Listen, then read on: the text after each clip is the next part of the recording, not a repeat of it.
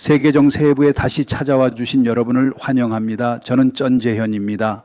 11월 동안 중일 외교 갈등이 한층 더 고조되는 가운데 언론에서는 센카쿠 갸오이다오 해역에서 중국 해경선과 일본 해상보안청 사이에 추격과 대치가 잇따라 포착되었다고 전했습니다.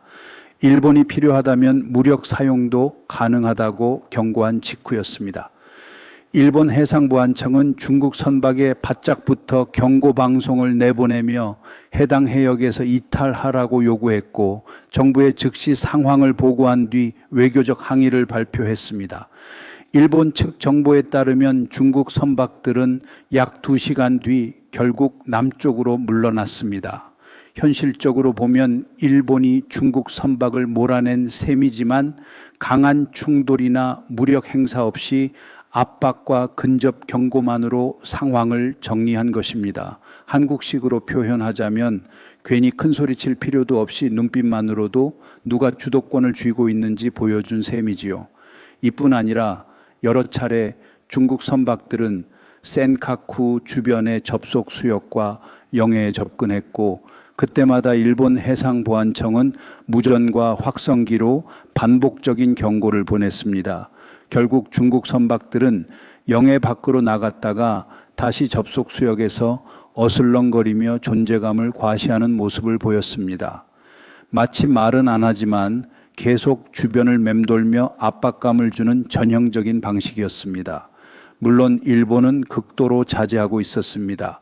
경고 사격도 하지 않고 직접적인 충돌도 피하며 흔들림 없는 태도를 유지했습니다. 그들은 중국 선박을 따라붙고 촬영하고 기록하며 외교적 절차로 항의를 제기하는 방식을 고수했습니다. 무력 사용을 하지 않는 데는 분명한 이유가 있었습니다. 중국에 구실을 주지 않기 위해서였고 국제법을 준수하는 책임감 있는 국가의 이미지를 유지하면서 상황이 군사적 연쇄 반응으로 비화되는 것을 막고자 한 것입니다.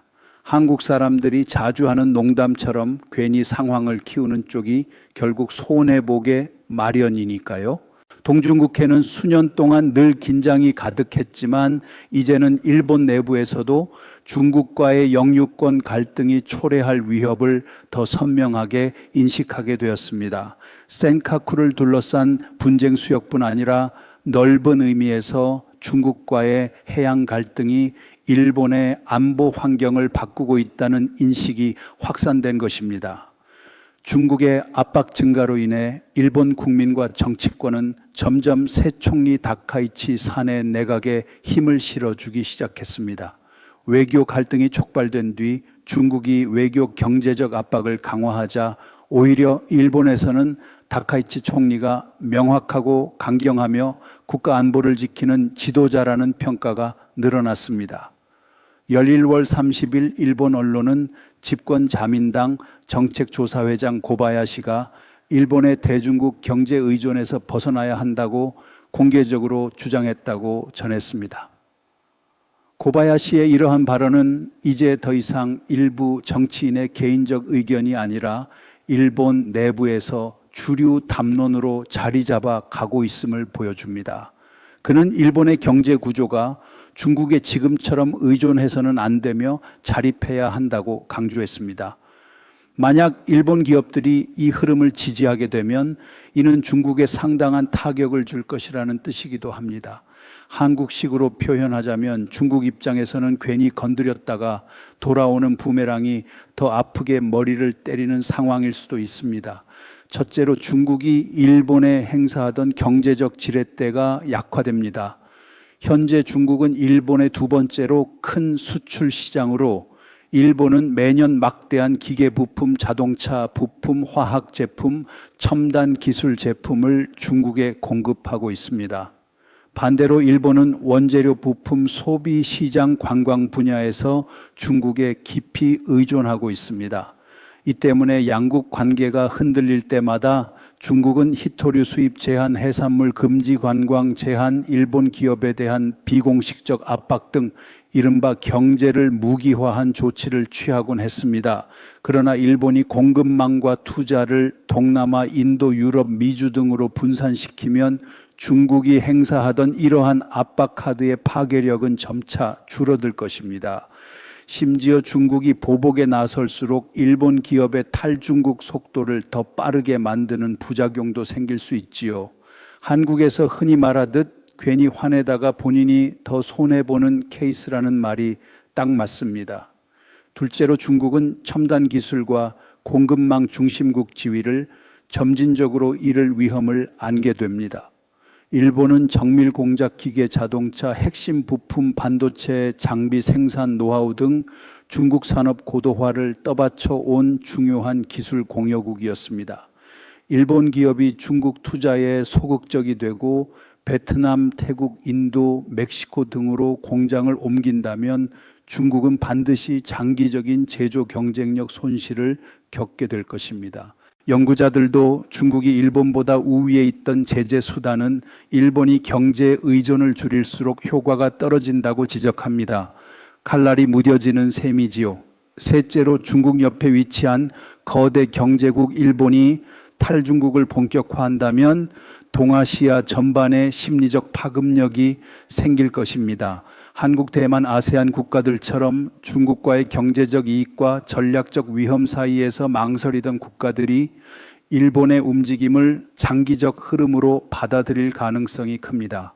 일본처럼 중국과 긴밀했던 나라까지 공급망을 다변화한다면 중국을 대체할 선택지는 얼마든지 있다는 메시지가 되기 때문입니다.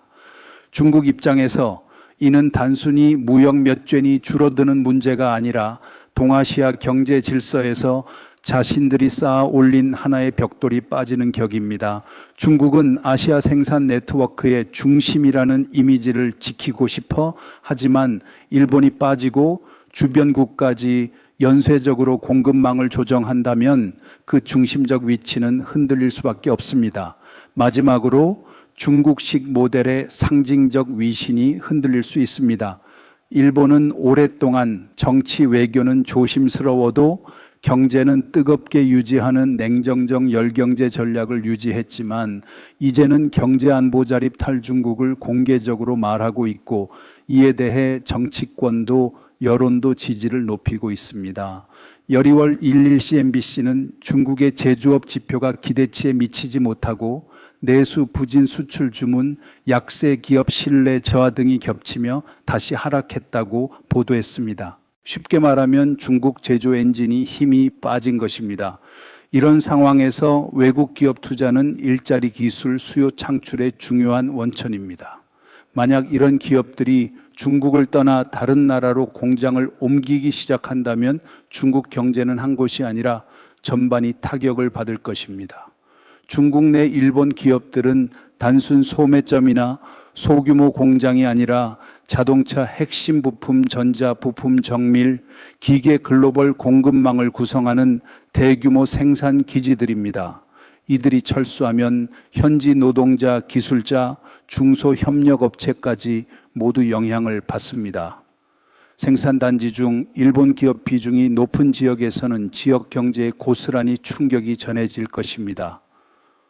한국식으로 말하면 그야말로 동네 기반이 흔들리는 수준일 수 있습니다. 또한 일본 공장이 단순히 중국 시장만을 위한 것이 아니라 미국, 유럽, 아세안 등으로 수출하는 국제 공급망의 일부였기 때문에 일본 기업이 베트남, 인도, 태국, 멕시코 등으로 이동하면 중국의 수출 능력도 일정 부분 약화될 것입니다. 기술력 손실도 문제입니다. 일본의 공업 기술은 중국 제조업 경쟁력을 떠받치는 중요한 기반이었는데 이 부분이 빠져나가면 중국의 중고급 제조업 경쟁력은 장기적으로 서서히 약화될 것입니다. 게다가 중국 경제는 지금 부동산 장기 침체, 지방 부채 증가, 디플레이션 위험, 소비 부진, 민간 기업의 투자 의욕 감소 등 여러 가지 난제를 동시에 안고 있습니다. 이런 상황에서 외국 자본과 해외 기업들은 남은 희망줄과도 같았습니다. 그러나 생산 감소 지표 부진, 일본의 탈중국 분위기, 확산, 그리고 다른 국가들의 동조 움직임이 겹치면 중국 경제는 투자 감소, 고용 감소, 수출 감소라는 삼중 충격을 피하기 어렵습니다. 기업들은 미래를 불안하게 보고 투자를 줄이고 노동자들은 일자리 걱정에 소비를 줄이며 악순환이 이어질 것입니다. 글로벌 기업들은 일본이 움직이고 한국이 움직이고 미국과 유럽이 공급망을 조정하니 자신들도 중국 의존을 줄여야 한다고 판단할 수 있습니다. 이런 흐름이 가속되면 중국의 공급망 중심성은 자연스럽게 약화됩니다. 이 모든 요소는 지금 중국이 직면한 경제 난제를 더 심각하게 만드는 요인이 됩니다. 한국 사람들 말대로 감기 걸린 사람에게 찬바람이 한 번 더 부는 상황 같다고 할까요? 그러나 동시에 중국 경제는 거대하며 내부 시장도 막강합니다. 태양광, 2차 전지, 희소, 금속 소비자의 중급 기계 산업 등 세계가 여전히 중국에 의존하는 분야도 많습니다. 일본 기업이 일부 철수한다고 당장 중국 경제가 무너지는 것은 아닙니다. 다만 성장 둔화와 구조 전환의 고통이 더 심해지고 회복 속도가 더디게 될 것입니다. 정책 당국은 더 강한 약을 써야 할 가능성이 있고 강한 약은 부작용도 커지는 법이지요. 이제 일본 경제를 보겠습니다. 지금까지는 중국 이야기를 했으니 본론을 바꿔볼 때입니다. 그런데 일본의 현재 모습은 중국 입장에서는 부럽고 당황스러울 수밖에 없는 상황입니다. 12월 1일 일본 언론은 일본 방산 기업들이 2024년 폭발적 성장세를 기록했다고 보도했습니다. 일본 정부가 수출 제한을 더 완화할 계획을 세우면서 생긴 변화입니다. 스톡홀름 국제평화연구소 보고서에 따르면 중국 방산 기업들은 내부 부패 단속 여파로 계약과 공급망이 흔들리며 매출이 10% 줄었지만 일본 방산 기업들은 무려 40%나 급증했습니다. 미쓰비시 중공업, 가와사키 중공업, IHI 등이 사상 최대 방위 산업 주문을 기록했습니다. 이는 2022년부터 22-14년까지 강화된 일본 안보 전략에 직결된 결과입니다. 약 1조 5천억 엔 정도 되는 매출 증가가 그 흐름을 잘 보여줍니다. 이 40%라는 성장률은 일본 사회 내부의 인식 변화가 얼마나 깊어졌는지를 반영합니다. 전후 일본은 오랫동안 평화 헌법과 무기 수출 제한 원칙으로 스스로를 묶어두었지만 아베 신조 기시다 후미오 그리고 다카이치 사내에 이르기까지 일본은 연속적으로 국방 정책을 개혁하며 방산 수출을 적극 추진하고 있습니다. 일본은 이제 레이더 구조선 비살상 장비 수준을 넘어 동맹국에 실질적인 살상 무기를 제공하는 단계로 진입했습니다. 미국에 패트리엇을 공급하고 필리핀에 대한 방공 시스템 이전까지 논의하며 향후 장거리 미사일 수출 가능성도 열어두고 있습니다. 한국식으로 표현하면 일본이 갑자기 예전의 온순한 이미지에서 벗어나 체급을 끌어올린 느낌이라고 해야 할까요? 중국 입장에서는 듣기만 해도 얼굴이 굳어질 소식입니다. 동중국해는 수년 동안 늘 긴장이 가득했지만 이제는 일본 내부에서도 중국과의 영유권 갈등이 초래할 위협을 더 선명하게 인식하게 되었습니다. 센카쿠를 2월 1일 텔레비전 도쿄와 닛케이가 실시한 조사에서 다카이치 내각 지지율은 75%로 전월보다 소폭 상승했습니다.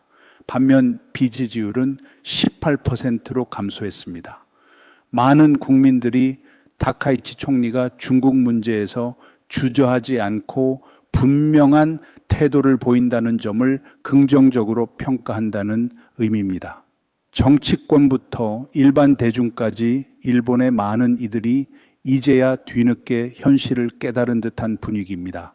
이러한 변화는 단순히 일본이 무기 판매를 늘렸다는 차원을 넘어 중국의 핵심 이익 세 가지를 직접적으로 건드리고 있습니다.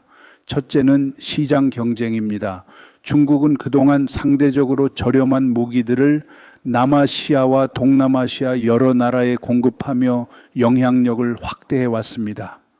그러나 일본이 본격적으로 뛰어들어 미국과 유럽의 기술 네트워크와 연결된 고성능 장비를 제공하기 시작하면 중국의 설 자리는 당연히 줄어들 수밖에 없습니다.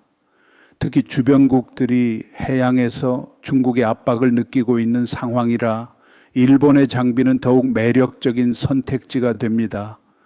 중국 입장에서는 괜히 경쟁자라고 우습게 보던 이웃이 갑자기 강력한 후보로 부상한 셈이지요.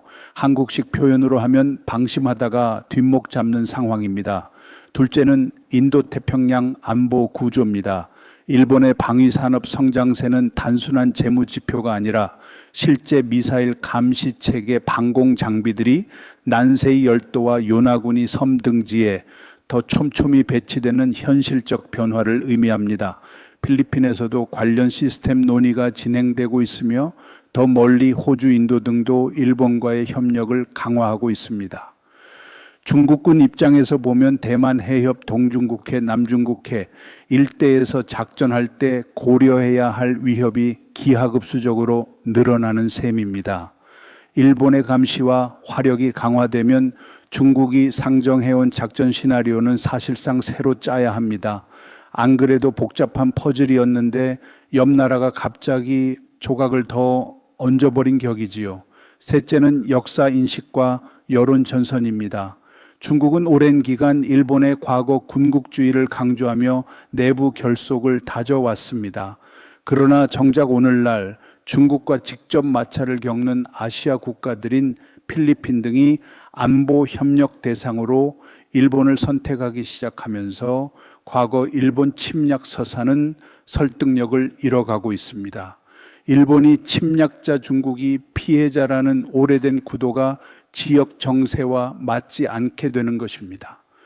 한국에서도 간혹 과거사를 이야기하긴 하지만 현실 안보가 중요하다는 말이 힘을 얻곤 하지요. 이처럼 일본의 방산업계는 성장하는데 중국 방산업계는 부패와 내부 문제로 흔들리는 모습이 대비되면서 중국 입장에서는 꽤 곤혹스러운 상황입니다. 그동안 일본을 평화에 묶여있는 국가로만 보던 시선이 한순간에 빗나가 버린 셈입니다. 이 모든 변화는 일본이 단숨에 무력을 키운 것이 아니라 오랜 기간 준비해온 재무장 과정의 결실입니다. 도널드 트럼프 전 미국 대통령이 동맹국에게 스스로 국방을 강화해야 한다고 강하게 요구한 것도 일본의 속도를 높이는 촉매가 되었습니다. 아베 신조 기시다 후미오 다카이치 사내를 거치며 일본은 국방비 증액 무기 수출 규제 완화, 법적 제도 개편 등을 차례로 실현했습니다. 오바마 행정부 시절부터 미국, 일본 안보 협력은 강화되어 왔지만 트럼프의 노골적인 압박은 일본이 명분을 갖고 본격적인 개혁에 나설 수 있게 만든 셈입니다. 한국식으로 말하면 마음속으로 이미 생각하던 일을 누군가 옆에서 거들어준 느낌이라고 할까요? 일본이 가장 큰 도약을 이룬 부분은 미국산 첨단 무기의 단순 구매자가 아니라 정비와 조립의 핵심 거점이 되었다는 점입니다. 특히 세계적 전투기 F-35의 조립 정비 시설이 일본 나고야에 자리 잡으면서 일본은 사실상 미국 군사 기술망에 깊숙이 편입되었습니다. 중국 입장에서는 일본이 이제 단순한 소비국이 아니라 기술 자립을 향해 한 걸음씩 다가가는 모습이 매우 부담스러울 수밖에 없습니다. 물론 미국은 민감 기술을 철저히 통제하지만 전체적인 방향성은 변하지 않습니다. 일본은 확실히 독자적 방위 능력을 강화하고 있으며 이는 장기적으로 동아시아의 군사 균형을 흔들 요소가 됩니다. 일본은 지리적으로 중국 바로 앞에 있으며 기술력과 경제력이 매우 강하고 무엇보다 미국과 강력하게 연결되어 있습니다. 이런 국가가 군사력을 키우고 산업 기반을 단단히 다진다면 중국이 느끼는 압박은 클 수밖에 없습니다. 일본이 강해지면 미일 동맹뿐 아니라 호주, 영국, 필리핀, 인도까지 포함한 광범위한 안보 네트워크가 더욱 촘촘해지고 결국 중국은 사방에서 조여 들어오는 느낌을 받을 것입니다. 중국이 스스로 자초한 부분도 있기에 더 억울하게 느껴질 수도 있겠지요. 결국 중국이 두려워하는 것은 일본이 무기를 조금 더 산다는 차원이 아니라 일본이 미국이 주도하는 안보 체제의 핵심 기둥이 될 가능성입니다. 그렇게 되면 일본과의 대립은 곧 서방 진영 전체와의 대립을 의미하게 됩니다. 이제 오늘 세계정세부는 여기에서 마무리하겠습니다. 여러분의 의견은 언제나 큰 힘이 됩니다. 시청해 주신 모든 분들께 감사드리며 다음 시간에 다시 인사드리겠습니다. 일본은 이제 레이더 구조선 비살상 장비 수준을 넘어 동맹국에 실질적인 살상 무기를 제공하는 단계로 진입했습니다. 미국의 패트리엇을 공급하고 필리핀에 대한 방공 시스템 이전까지 논의하며 향후 장거리 미사일 수출 가능성도 열어두고 있습니다. 한국식으로 표현하면 일본이 갑자기 예전의 온순한 이미지에서 벗어나 체급을 끌어올린 느낌이라고 해야 할까요? 중국 입장에서는 듣기만 해도 얼굴이 굳어질 소식입니다. 동중국해는 수년 동안 늘 긴장이 가득했지만 이제는 일본 내부에서도 중국과의 영유권 갈등이 초래할 위협을 더 선명하게 인식하게 되었습니다. 센카쿠를 2월 1일 텔레비전 도쿄와 니케이가 실시한 조사에서 다카이치 내각 지지율은 75%로 전월보다 소폭 상승했습니다. 반면 비지지율은 18%로 감소했습니다. 많은 국민들이 다카이치 총리가 중국 문제에서 주저하지 않고 분명한 태도를 보인다는 점을 긍정적으로 평가한다는 의미입니다. 정치권부터 일반 대중까지 일본의 많은 이들이 이제야 뒤늦게 현실을 깨달은 듯한 분위기입니다.